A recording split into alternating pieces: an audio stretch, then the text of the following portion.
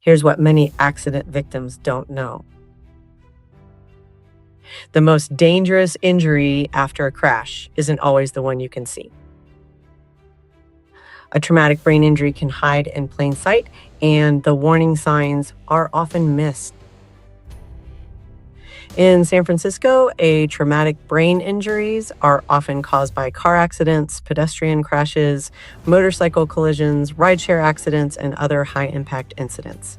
Unlike many injuries, TBIs frequently require ongoing medical treatment, rehabilitation, and time away from work. A traumatic brain injury, or TBI, can affect nearly every part of daily life. Common symptoms include chronic headaches, dizziness and balance issues, memory and concentration problems, emotional or behavioral changes, and speech and cognitive difficulties. Severe cases may require hospitalization, surgery, therapy, and years of recovery. Because TBI cases are complex, legal representation can be critical. A brain injury lawyer can help victims pursue compensation for medical expenses, lost income, rehabilitation costs, pain and suffering.